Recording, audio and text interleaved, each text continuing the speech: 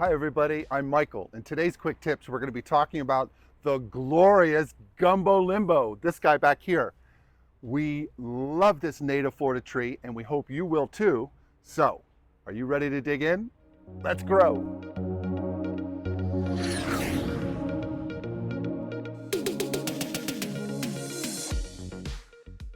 The tree goes by the botanical name Bursera cimaruba.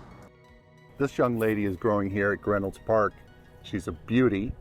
And I love recommending these trees in my designs. I've designed and we've installed hundreds of them at the Country Club of Miami South Park parcels, which was this old golf course in the north end of Miami-Dade County. Put lots of these trees in there. And most recently here in the video I'm showing you at Arthur Woodard Park, a really cool park that was designed by a landscape architect colleague of mine, Hong Bung Young, and it's just a beautiful park space. And in collaboration with Hong, I was able to come up with a landscape plan that added a lot of gumbo limbos along the walkways and to help enhance the overall experience at the park. Came out really nice. The Gumbo Limbo has this amazing growth pattern, as you can see here. Real big, bold branching, and grows in this very funky way. It's a totally natural way of growing. It's a cool feature of this tree. Has this very, Dr. Seuss-like growth habit. Her bark is this amazing mix of red peeling skin. And here's a fun fact. This tree is also known as the tourist tree, not just the Gumbo Limbo. And the reason they call it the tourist tree is because the bark will turn red in the sun, and it's akin to the tourists that come down and get too much sun and they get sunburned. So they call it the tourist tree for that red peely bark, which is definitely a characteristic of the Gumbo Limbo. The tree will get to about 40 feet high to about 50 feet wide at maturity, but they'll tend to stay a little bit smaller. We've seen some that just grow massive. These trees are long-lived and make a great addition to anyone's home as long as you plant them in the right place. It's always the right plant in the right place. Good to stay about 10, 15 feet away from a home if you're planting one of these trees, minimum, and allow her room to grow because, like I said, you can get to about 40 to 50 feet across over time. Now to talk about plant care and tree care, she wants full sun to part sun, and on soil she prefers a sandy soil to rocky, but she's adaptable to many different types of soils. We've been designed and installed so many of these in different types of soils throughout Miami-Dade County, and they tend to do very well wherever they're planted. But you just want to make sure that you plant your tree at the right depth. You don't install your tree too deep.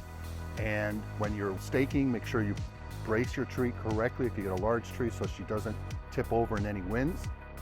And on watering, you want to do initial watering well when you install her, but you also want to make sure that you do aftercare watering up to 3 months. We like to have this scheduling for watering 3 times a week for the first month, 2 times a week for the second month, and 1 time a week for the third month. And then that'll help your tree get established. And once these trees are established, the gumbos are very, very drought tolerant, so you don't really need to water that much. They handle the environment here in South Florida very, very well.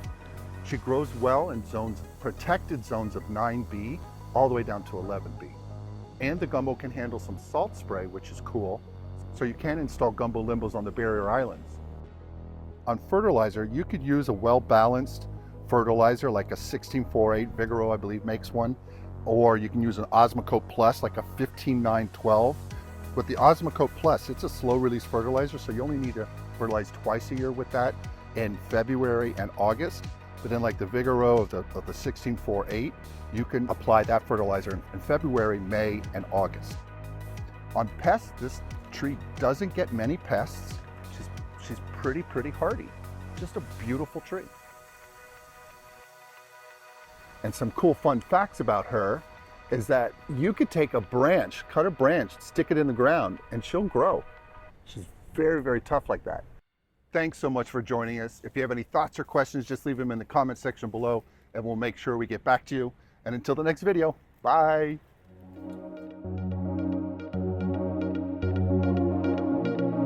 Please remember to like, subscribe, and hit the notification bell. And tell your friends and family. We post videos weekly. Thanks.